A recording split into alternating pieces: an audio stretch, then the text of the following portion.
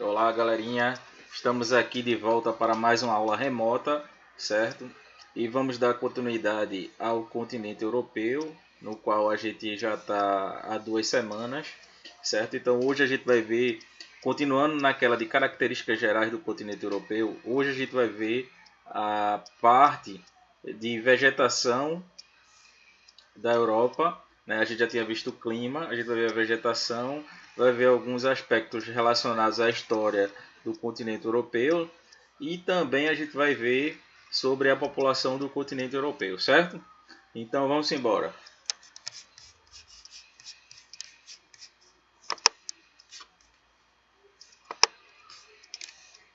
Então a gente vai também trabalhar com biomas, certo? O que é bioma? São a vegetação lá do continente europeu, né?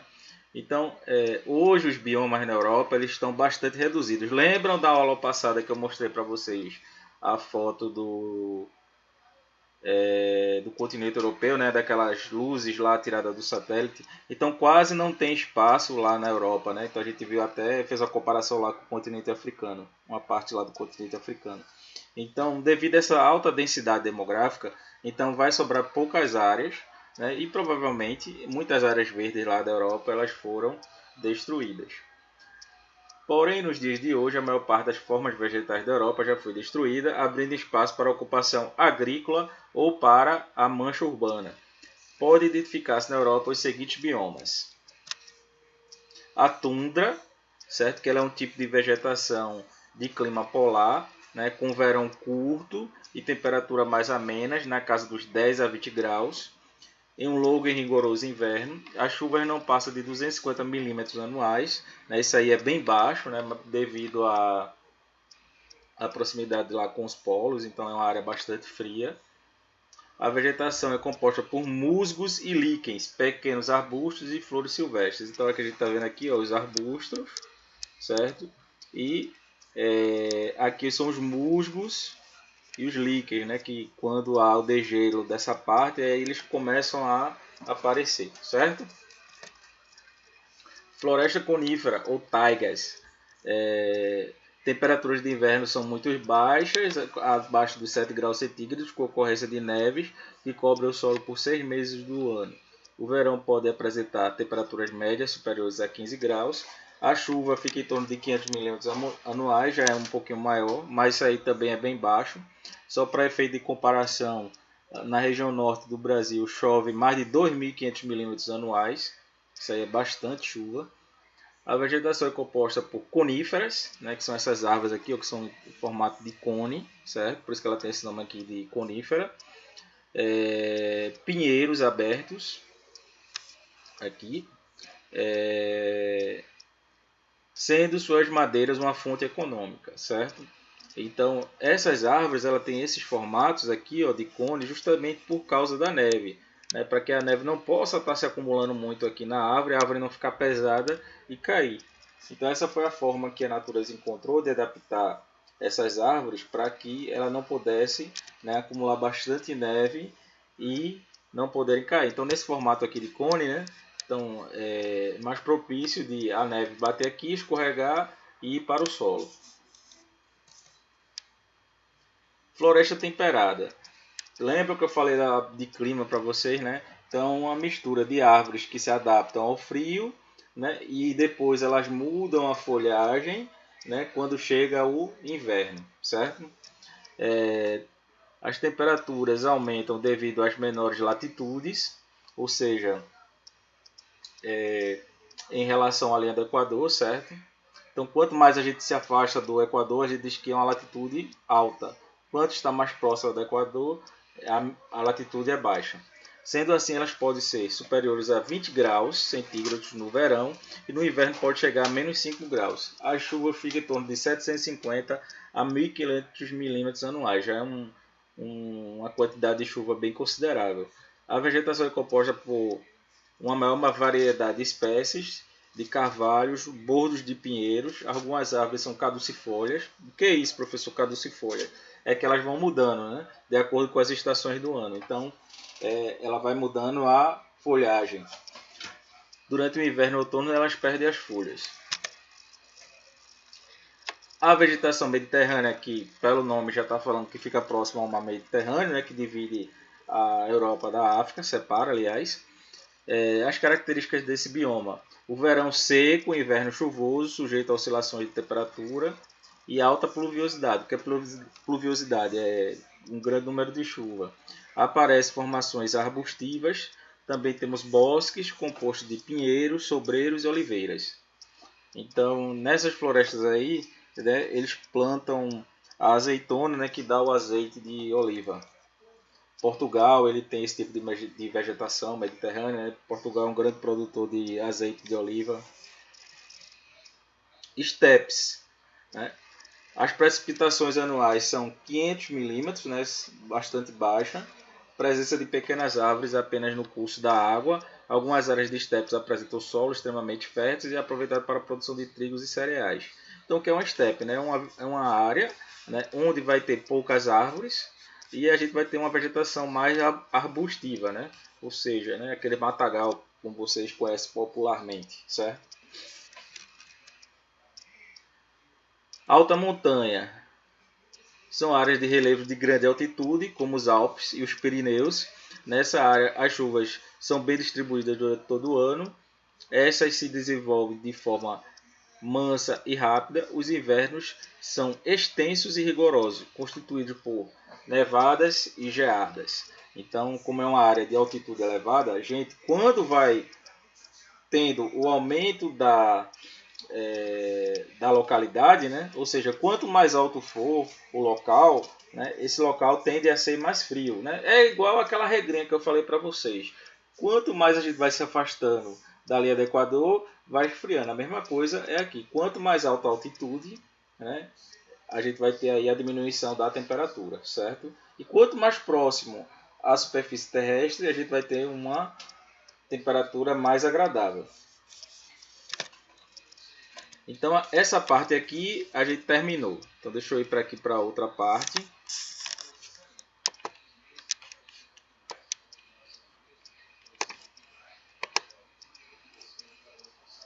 Aqui a gente já viu, né, que foi a localização da Europa, né? Aqui alguns países do continente europeu, certo?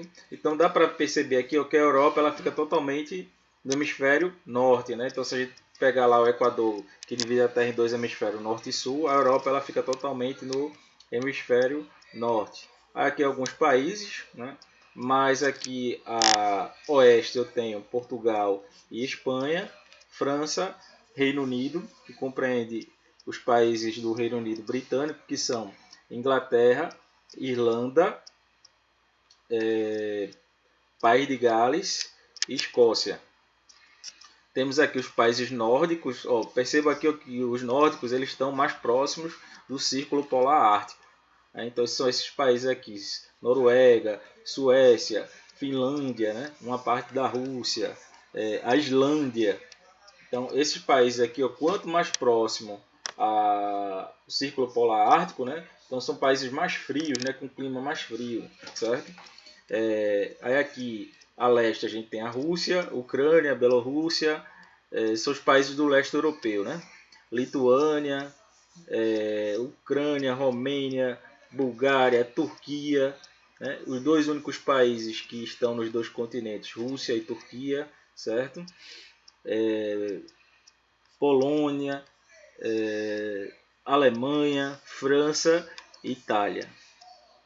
E aqui a gente tem os países que formavam a Iugoslávia, que não existe mais, que hoje são Croácia, Sérvia e Montenegro.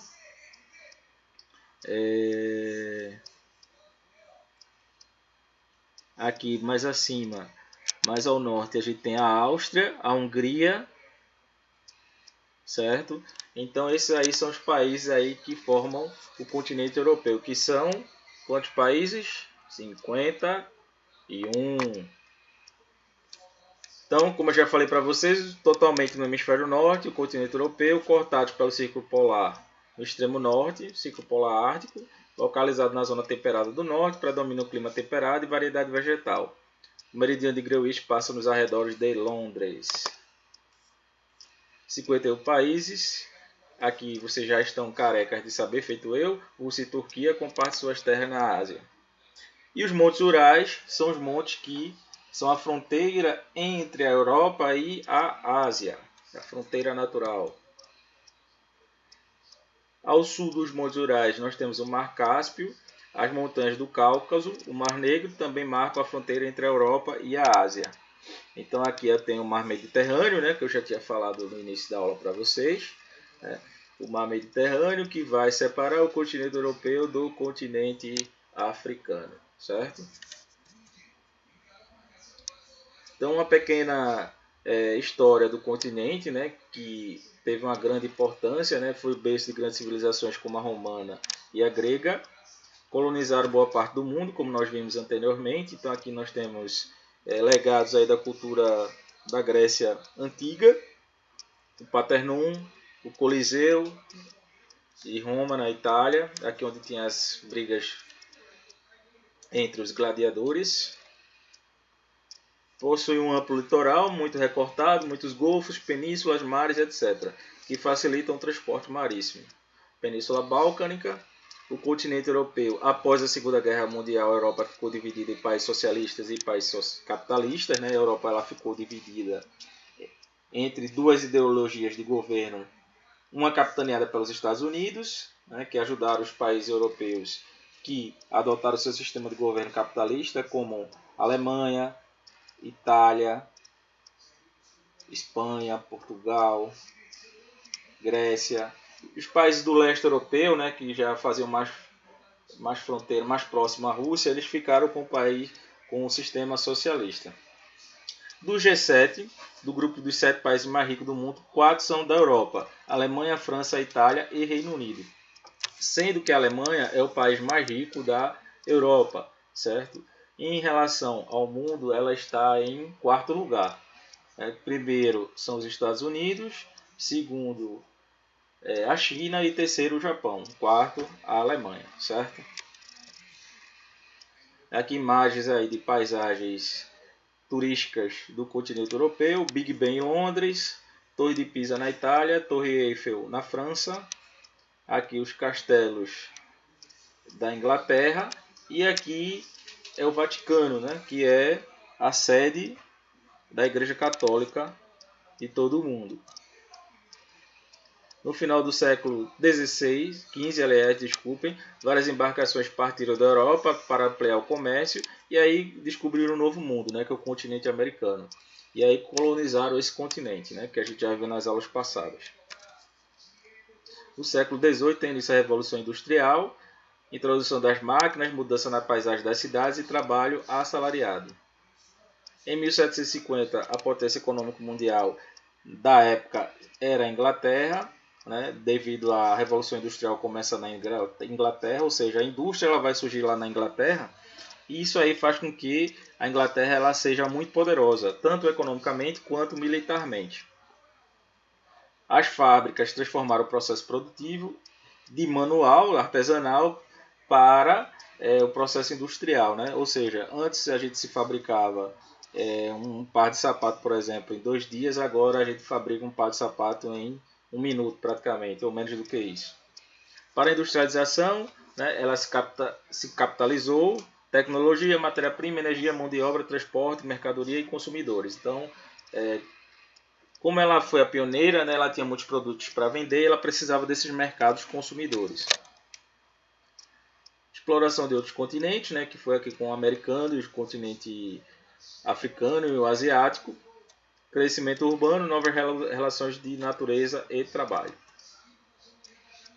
A Europa também ela foi palco de 2 grandes guerras, a Primeira Guerra Mundial e a Segunda. E, como eu já falei anteriormente, né, a divisão do mundo em países capitalistas e socialistas. Socialismo. Após a Segunda Guerra Mundial, os Estados Unidos e a União Soviética tornaram-se potências mundiais. Os 2 países procuravam exercer influência sobre os países expandindo seu sistema econômico. A União Soviética, que hoje é a Rússia, a União Soviética não existe mais, aumentava sua área de influência pelo socialismo, então aqueles países que estavam lá no leste europeu, mais próximos a ela, adotaram esse sistema, e A parte da oeste da Europa, né, ficou com os Estados Unidos. E aqui a gente tem a corrida armamentista, né, entre as potências mundiais. A Guerra Fria, os países do leste europeu se mantiveram socialistas, governados por um partido único. Então aqui toda essa parte em vermelho era socialista e toda essa parte em verde era capitalista. A Alemanha, ela, pelo Tratado da Segunda Guerra Mundial, ela foi dividida em 3 partes, né, onde cada aliança vencedora ficou com a parte da Alemanha, a Rússia ficou com a parte, que era a União Soviética, Estados Unidos ficou com a parte, Inglaterra e França ficou com outra. Como a Inglaterra e a França, elas eram aliadas dos Estados Unidos, então essa parte ela ficou capitalista. Então a gente tinha 2 Alemanhas, a Alemanha Oriental e a Alemanha Ocidental. A Oriental era socialista e a Ocidental era capitalista. Então eles construíram um muro, chamado Muro de Berlim, o Muro da Vergonha, que dividiu a Alemanha em 2, e aí ninguém do lado capitalista poderia passar para o outro lado socialista. Em 1989, a gente tem a derrubada do muro e nesse ano também acaba a União Soviética, certo? Então eu vou passar aqui, que isso aqui é mais parte de história.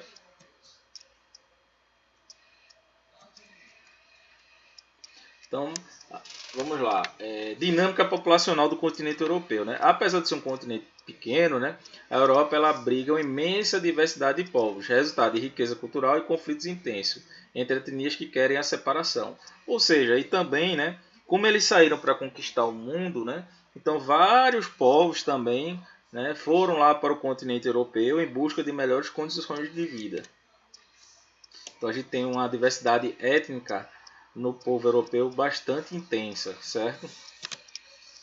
A população se distribui de forma desigual pelo continente, concentra-se nos vales do rio Reno, na Alemanha, do rio Po, na Itália, e em Londres e em Paris. As áreas menos povoadas são as montanhas, né? Lógico, porque são... Lembra que eu falei quanto mais alto, mais frio é. Então, também a gente tem o problema de infraestrutura, né? Estradas, entre outras coisas. As áreas menos povoadas são as montanhas e o norte gelado do continente, aqueles países nórdicos. A maior parte da população é urbana. E aqui a gente tem aí a densidade demográfica do continente europeu, né? Quanto mais escuro, maior é a população na área do continente. Predominam pequenas e médias cidades, a maior parte da população trabalha na indústria e no comércio, ou seja, no setor secundário e no setor terciário, até porque tem poucas áreas do setor primário. O que é setor primário? Né? O setor onde a gente vai ter lá a agricultura, então vai ter poucas áreas para que a população ela possa trabalhar nessas áreas. E quando tem, geralmente essas plantações lá na Europa, elas são mecanizadas, onde demandam pouca mão de obra. Os índices de natalidade, mortalidade e analfabetismo é baixo, ou seja, nascem poucos jovens, poucas crianças, né? Até porque eles têm um nível de escolaridade muito alta. E eles dão valor, primeiramente, à carreira deles e depois é que eles pensam em ter um filho. Muitas vezes, quando eles vão ver, já não estão nem mais em idade de ter filhos. Então, países como Portugal, Espanha, França, Alemanha já estão com crescimento vegetativo baixo. O que é um crescimento vegetativo? Quando eu pego o número de nascimentos e o número de óbitos, faço uma continha lá e se o número de óbitos for maior do que o de nascimento, então o crescimento daquela população é negativo, certo? Então eu tenho uma população predominantemente adulta, ou seja, onde eu vou ter um grande número de idosos, porque a expectativa de vida lá é alta, em média 85, 87 anos. Muito pouco número de jovens, como eu já expliquei para vocês. O envelhecimento da população aumenta os gastos do governo com a aposentadoria e investimento na saúde. E isso aí vai gerar falta de mão de obra, porque se eu tenho muitas pessoas idosas e aposentados, e eu preciso de pessoas jovens para poder trabalhar. Então, há um conflito lá na Europa, porque eles precisam de muita mão de obra imigrante para trabalhar, certo? Então aqui a gente vê, ó, que a pirâmide, a base, né, que aqui o dos nascimentos, ela é pequena. Aqui o meio, que eu tenho aí, ó, o maior número de pessoas com idades entre 25 até 44 anos. Aí depois, ó, a pirâmide ela vai estreitando, estreitando, estreitando até os 85 anos. Aqui é o da Espanha, né, que é um país europeu, e aqui é um país que fica na Ásia, o Gabão. Perceba aqui que lá tem mais jovens na base da pirâmide e poucos idosos aqui no topo, certo? Diferente aqui da Europa, da Espanha. Alguns países incentivaram a entrada de imigrantes para trabalhar, porém alguns povos europeus se veem ameaçados com seus empregos e culturas. Cresce o sentimento xenofóbico. O que é xenofobia? É a aversão que vem de fora, certo? Para evitar conflitos, os governos tomam atitudes como fechar as fronteiras e estabelece cotas de imigrantes. Então eles precisam desses imigrantes para trabalhar. Então eles deixam a parte entrar e legalizam esses povos e os outros eles mandam de volta para os países deles, certo? Imagens aí dos conflitos. E aqui a gente encerra. Deixa eu voltar aqui para a gente conversar. Pronto, voltei. E aqui a gente encerra a nossa aula de hoje, certo? Vou estar liberando a atividade no Google Classroom, certo? Vocês vão ter até as 20 horas de hoje para fazer a atividade lá no Classroom. Da outra vez eu liberei até as 22 horas, mas dessa vez eu não vou liberar, certo? Vocês têm que ter responsabilidade para fazer as atividades. Não vai precisar copiar nada, que lá vai ter, quem tem acesso ao Classroom, você vai ter o exercício, é só responder, enviar e pronto. A sua presença já está confirmada na aula de hoje, tá bom, pessoal? Então fique com Deus até a próxima semana. Na próxima semana a gente faz ao vivo, tá bom? Tchau.